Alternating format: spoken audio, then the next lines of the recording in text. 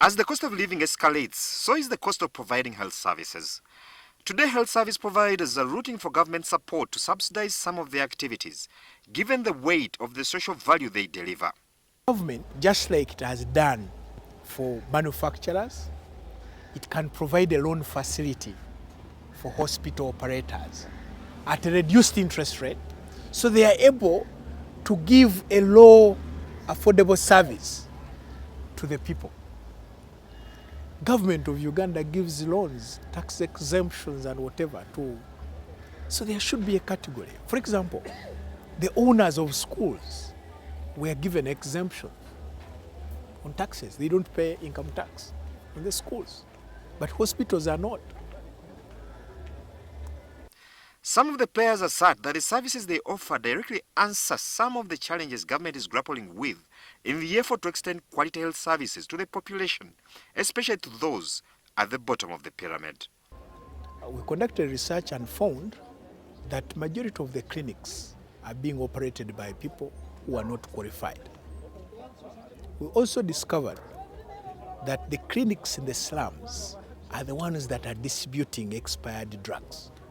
It's a network, and then there is self-medication happening all over. And we also discovered that there are very many people who never have a chance of seeing a medical doctor. And we also discovered that most clinics are not equipped. So they just look at you and then they prescribe. So there's no diagnosis.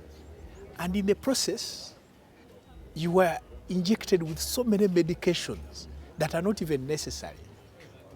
So we thought that we would start an organization that would change the trend of things. But as private players come in to plug the gaps, resource mobilization remains a daunting task. Government should facilitate those who are starting such initiatives, because the service we are doing is meant to be service for the government. Just like a teacher who starts a school, he's actually doing a service that the government is expected to give it to its citizens. So that's what I'm saying. But it may not be profitable to borrow from a bank at a market rate interest and then use that loan to build a hospital. Some operators are now investing in building global and domestic partnerships to deal with the funding challenge. We also partner with University of Minnesota Medical School, which sends surgeons here to conduct free surgeries. That is a program that we did for 3 straight years until we went into the COVID break.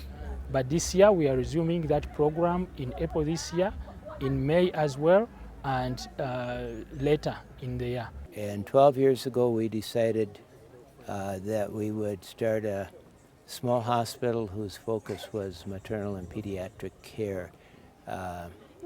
And a friend of mine, an older priest, said that he would make a gift. He had inherited some money for us to, a founding gift to start the hospital here. Globally, it's a known fact that the cost of health services has gone up. Domestically, the COVID pandemic and associated cost of treating it gave the country a rude awakening about how big health bills can get.